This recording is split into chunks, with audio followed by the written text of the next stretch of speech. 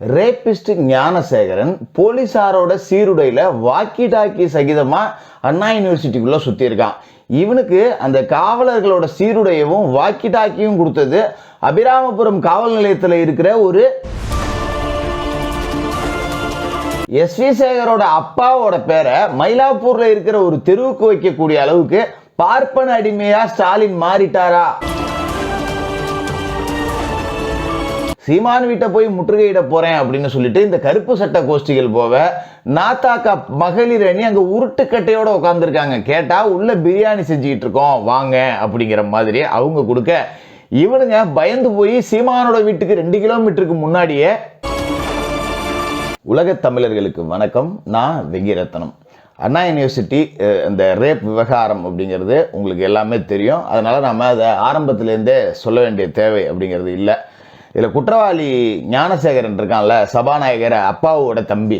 நான் சொல்லலை, அவர் தான் சொன்னார் என்னோட தம்பி ஞானசேகரன் அப்படின்னு. அப்பாவோட தம்பி ஞானசேகரன் காவல்துறையினரோட சீருடையோட கையில் வாக்கி டாக்கியோட அண்ணா யூனிவர்சிட்டிக்குள்ளே சுற்றிக்கிட்டு இருந்திருக்கான் அப்படிங்கிற தகவல் இப்போ விசாரணையில் வெளியே வந்திருக்கு.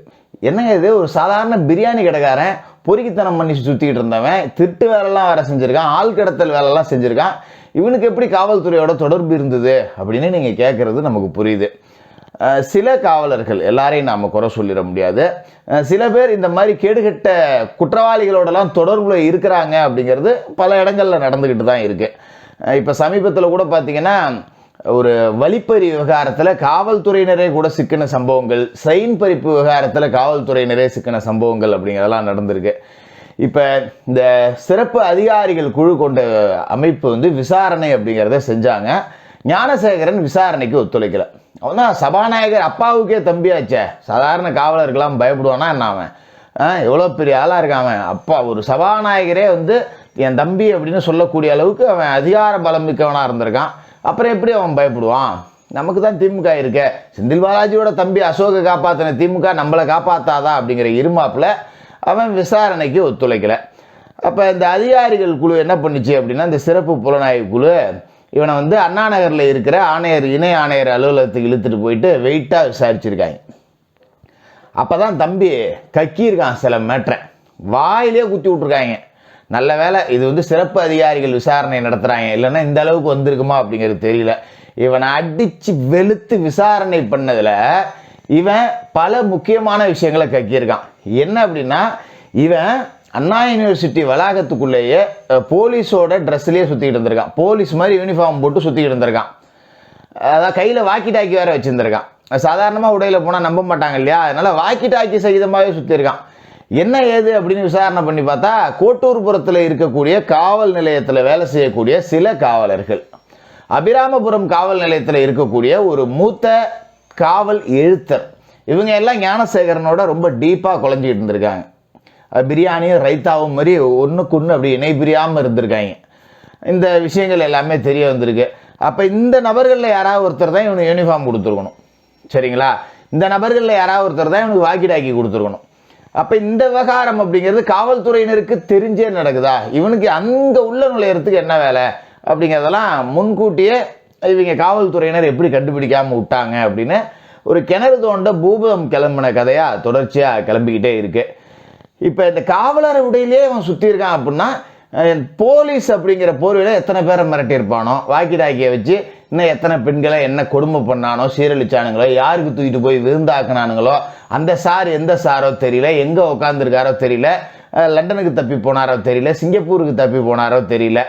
இவ்வளவு பிரச்சனைகள் நடக்குது. இப்போ ஞானசேகரன் வலிப்பு நோயால் பாதிக்கப்பட்டிருக்கான், மருத்துவமனைக்கு அழைச்சிட்டு போயிருக்கான் அப்படிங்கிறாங்க. கோட்வேர்டு அக்செப்டட் அப்படிங்கிற மாதிரி தான் நம்மளால் இதை பார்க்க முடியுது. இதை சமூக வலைதளத்தில் பலரும் பேசுகிறது என்னன்னா, இவனை வேலையை முடிச்சு விட்ருவாங்க போல இருக்க.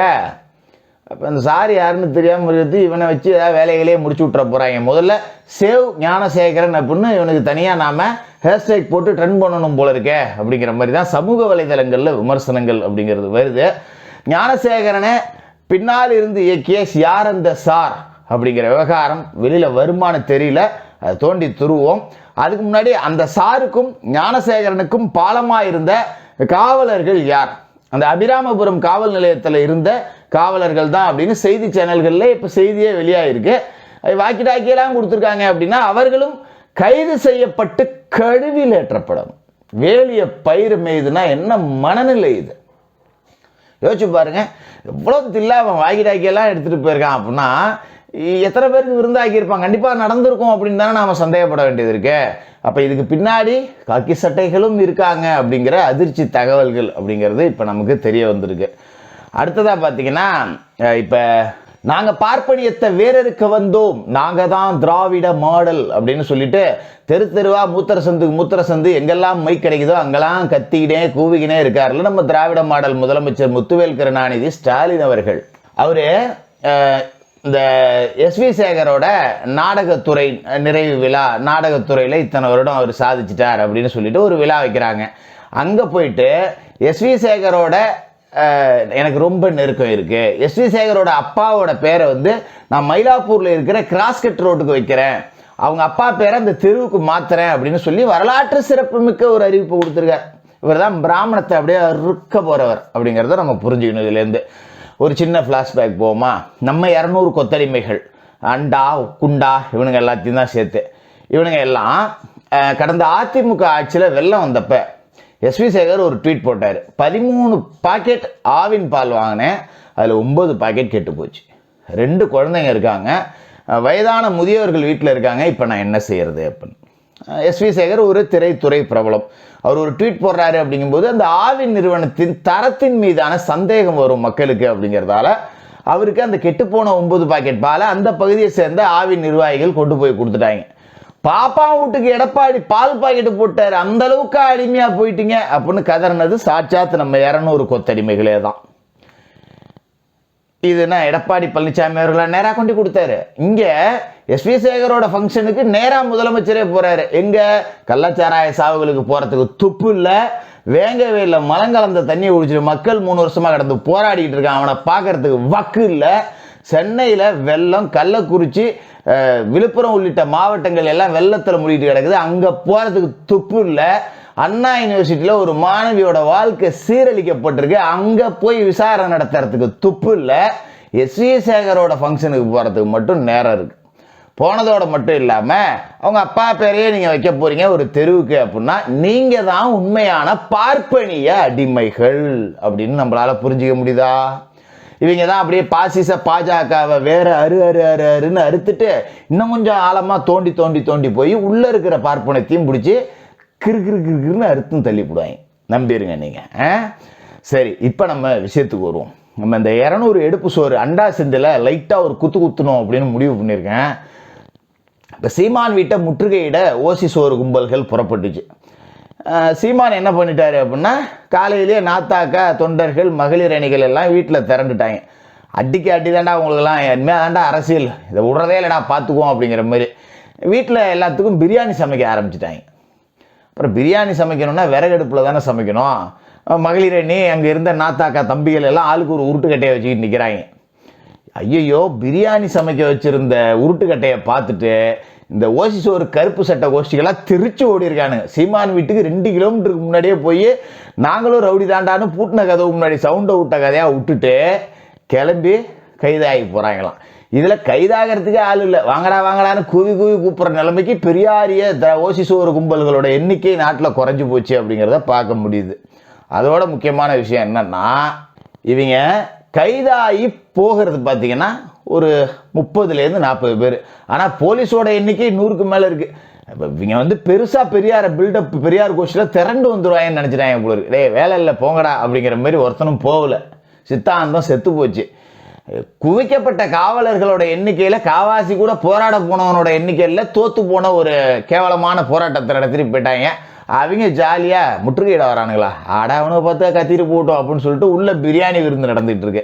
இந்த மன்னன் படத்தில் போராட்டம் நடத்துவாங்களே கவுண்டமணி, மனோரமா மைக்கில் சொல்லும் பார்த்தியா, ஒழுங்கு மரியாதையாக உள்ளே வந்தீங்கன்னா உனக்கு நண்டு எறா சொராலாம் போடுவேன், அங்கே நின்று பட்டியடம் செத்துறாதே அப்படிங்கிற மாதிரி சீமான் வீட்டில் நாத்தாக்கா தம்பிகள் பிரியாணி சகிதமாக சூப்பராக சாப்பிட்டுட்டு இருக்காங்க. பாவம் இவங்க இன்றைக்கி எப்போவுமே அறிவாலயத்தில் ஓசி சோறு திங்கிறவங்க அதையும் விட்டுட்டு போராட்டத்துக்கு வந்துட்டாங்க. அந்த ஓசி சோறு கிடைச்சதோ இல்லையோ தெரியல, பாவம் பசி பட்டினியோட போயிருக்காங்க. சரி, இப்போ இந்த அண்டா செந்தில் இருக்காப்புல, அவர் அப்பப்போ ஏதாவது ஜம்மையாக காமெடி பண்ணிக்கிட்டு இருப்பாப்புல. இப்போ என்ன காமெடி பண்ணாருன்னா, உண்மையிலேயே அந்த பிரபாகரன் அவர்களோட வழியை சீமான் பின்பற்றாருன்னா அவர் வழியில இவரும் ஆயுதம் ஏந்தி போராடணும். போட வர தயாரா அப்படின்னு கேட்டிருக்காப்புல. செம்மடா செம்மடா. இவெல்லாம் உண்மையிலேயே மூளைக்கு பதில் மாட்டு சாணி தான் வச்சிருக்கான்னு நினைக்கிறேன். சோத்துக்கு பதிலாக வேற என்னத்தையா தான் திங்கிறான்னு நினைக்கிறேன். சரி, இப்படி திருப்பி கேட்போம் அவனுக்கு. சரியா, அவர் பிரபாகரன் வழியில ஆயுதம் ஏந்தி போராடுறார் நீங்க சொன்ன மாதிரின்னு வச்சுப்போம். பெரியார் தான் எங்க தலைவர்னு சொல்றேன் நீங்க, அதாவது நீ முட்டு கொடுக்குறிய அண்டா கொடுக்குறிய அந்த திமுக பெரியார் வழியில தேர்தலை புறக்கணிக்குமா?